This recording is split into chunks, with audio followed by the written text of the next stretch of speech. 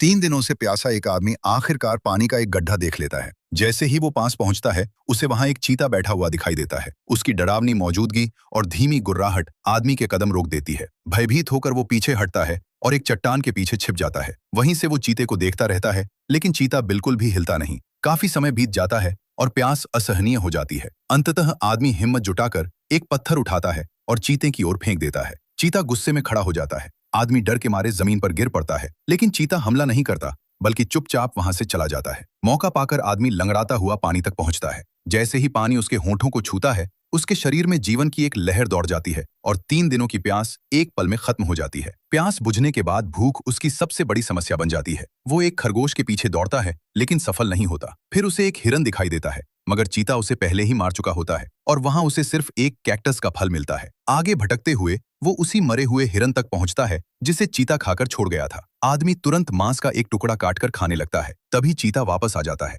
आदमी डर जाता है, लेकिन चीता कुछ नहीं करता। आदमी धीरे धीरे एक और निवाला खाता है और चीता शांत रहता है। जब आदमी अपना हाथ आगे बढ़ाता है तो चीता उसे धीरे से चाट लेता है और उसी क्षण आदमी को पहली बार मन की शांति महसूस होती है। धीरे धीरे दोनों के बीच एक रिश्ता बन जाता है और वे हर समय साथ रहने लगते हैं। आदमी को लगने लगता है कि इस चीते ने उसकी जान बचाई है। एक दिन घाटी में चीता अपने जैसे एक और चीते से मिलता है। उनकी नजदीकी देखकर आदमी के दिल में जलन पैदा हो जाती है। वो चुपके से जाकर चीते को एक खूंटे से बांध देता है और फिर नए चीते की ओर बढ़ता है। चीता खुद को छुड़ाकर आदमी को रोकने के लिए दौड़ता है। आदमी भागता है, लेकिन गिर पड़ता है। चीता उस पर झपटता है और डर के मारे आदमी चाकू आगे कर देता है। एक चीख के साथ सब कुछ खत्म हो जाता है। वो चीता जो 6 महीनों से उसके साथ था, अब उसकी बाहों में मरा पड़ा है। आदमी उसकी लाश उठाता है और उस जगह को हमेशा के लिए छोड़कर चला जाता है।